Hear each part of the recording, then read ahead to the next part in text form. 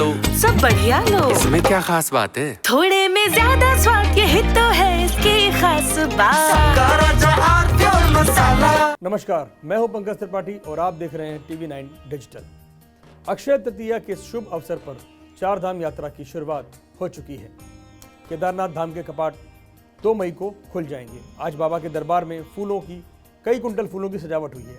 अगले 6 महीने तक तीर्थयात्री यमुनोत्री, गंगोत्री, केदारनाथ और बद्रीनाथ के दर्शन कर सकेंगे।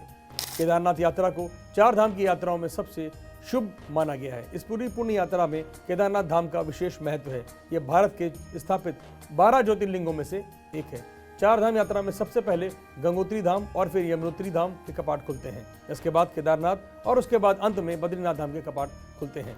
केदारनाथ धाम भगवान शिव को समर्पित है। केदारनाथ की यात्रा को सबसे शुभ क्यों माना जाता है? केदारनाथ की यात्रा करना इसलिए शुभ होता है क्योंकि ऐसी मान्यता है कि इसी स्थान पर भगवान शिव ने सृष्टि की रचना की थी और परम ब्रह्मत्व को प्राप्त किया था। यह भारत के 12 ज्योतिर्लिंगों में से एक है। केदारनाथ धाम की यात्रा करने से व्यक्ति को क्या शुभ लाभ होते हैं? ऐसा माना जाता है कि केदारनाथ की यात्रा करने से जन्म मरण से मुक्ति मिलती है। हिंदू मान्यता के अनुसार जो व्यक्ति जीवन में एक बार केदारनाथ की यात्रा कर लेता है, उसे प्रकृति के जीवन मरण के खेल से मुक्ति मिल जाती है। पुनः घर में उसे नहीं आना पड़ता है। उसे एक ही जीवन मिलता है, उसी में वह उच्चतम काम कर पाता है। केदारनाथ यात्रा का धार्मिक और आध्यात्मिक महत्व बहुत अधिक है। ये यात्रा कोई सामान्य धार्मिक यात्रा नहीं, बल्कि भक्तों को भगवान शिव के दर्शन और आध्यात्मिक शुद्धि का अवसर प्रदान करती है। पौराणिक मान्यता के अनुसार केदारनाथ की यात्रा को एक तरह की आत्मिक शुद्धि का एक बड़ा जरिया माना जाता है। पांडवों ने भी अपने पापों की शुद्धि के लिए केदारनाथ की यात्रा की थी। ये माना जाता है कि केदारनाथ की यात्रा आपके मनुष्य के पापों का नाश करती है। भगवान शिव के दर्शन करने से यहाँ मनुष्य के पाप धुल जाते हैं और उसे सभी तरह के पापों से मुक्ति मिल जाती है। मान्यता यह भी है कि केदारनाथ मंदिर में दर्शन करने से भक्तों को मोक्ष की प्राप्ति होती है। मैं विगत 25 वर्षों से लगातार भगवान के जब कपाट खुलते हैं और भगवान के जब कपाट बंद होते हैं, भगवान की असीम कृपा से, उनके आशीर्वाद से हमेशा यहाँ उपस्थित रहने का परम सौभाग्य प्राप्त होता है।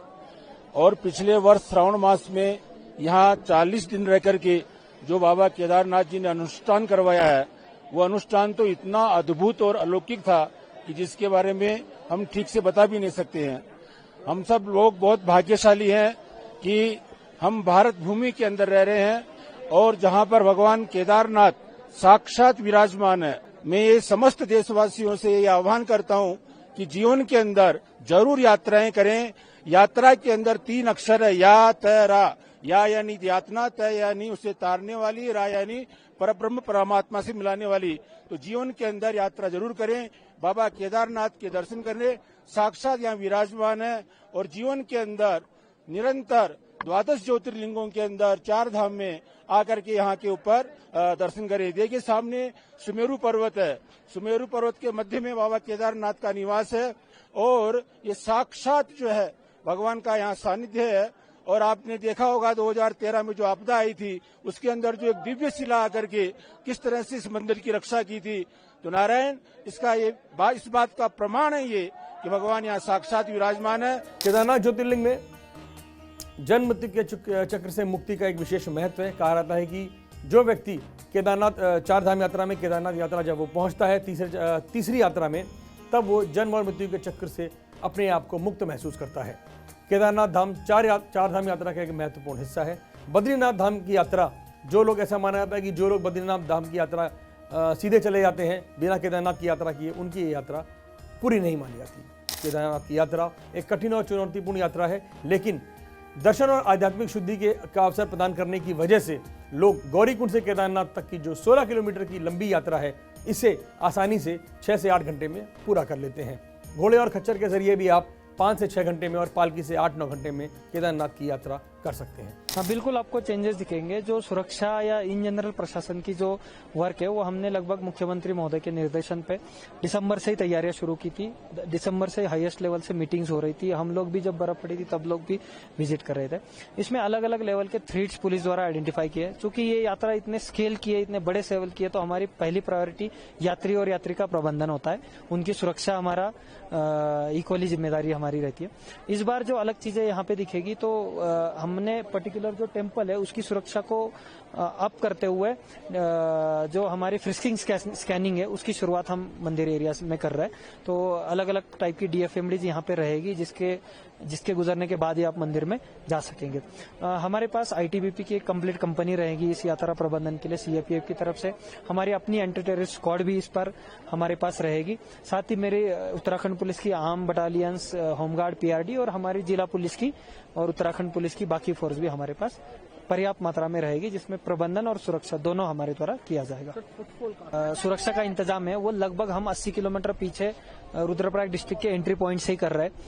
अलग अलग स्मार्ट कैमराज हमारे यहाँ पार्किंग एरियाज वगैरह में लगे हुए हैं। साथ ही फिर पूरे रूट पे पुलिस का बल इंतजाम है। सबको ब्रीफ किया गया है सुरक्षा के क्या क्या थ्रेट अराइज हो सकते हैं।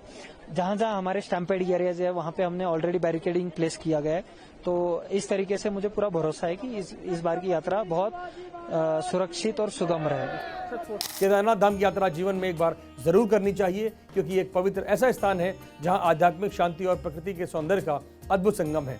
कहा जाता है कि भगवान जो यहाँ पर आता है भगवान शिव की उस पर हमेशा कृपा बनी रहती है। ये मंदिर 6 महीने खुलता है, 6 महीने ये मंदिर बंद रहता है और अब मई से लेकर नवंबर तक यहाँ भक्तों की भारी भीड़ देखने को मिलेगी। इसमें ड्रोन को लेके बहुत रिस्ट्रिक्शंस है, क्योंकि ये डीजीसीए से एक रेड जोन है हमारा हेलीकॉप्टर को लेके।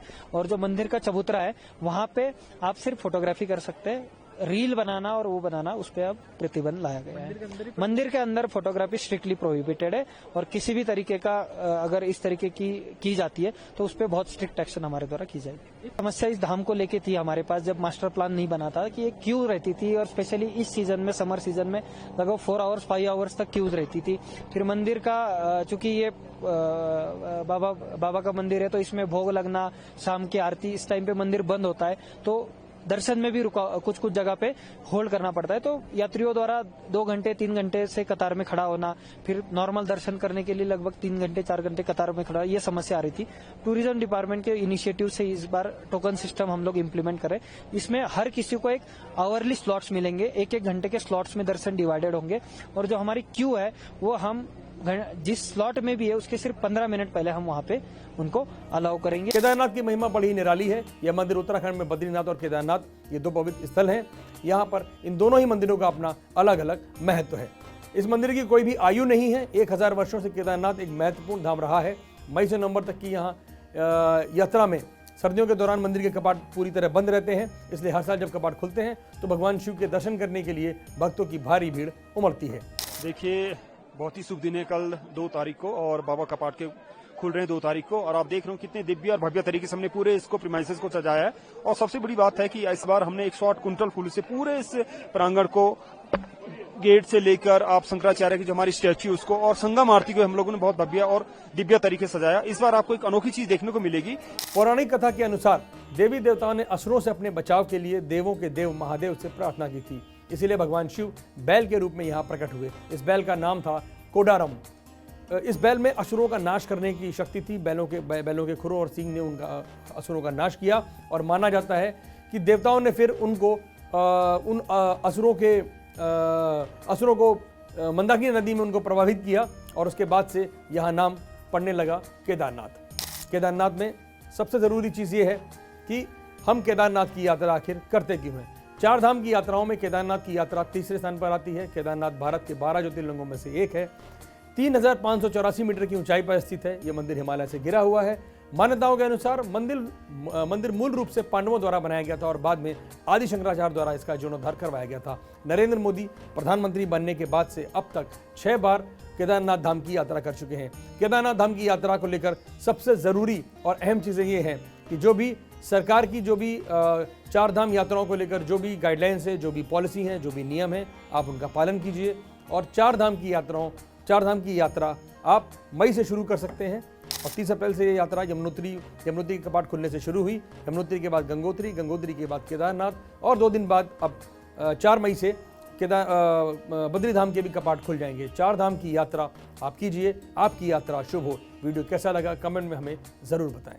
थोड़े में ज्यादा स्वाद, यही तो है इसकी खास बात। वाओ मम्मा, क्या स्वाद है। अरे मेरे राजा, सबका राजा आरती और मसाला।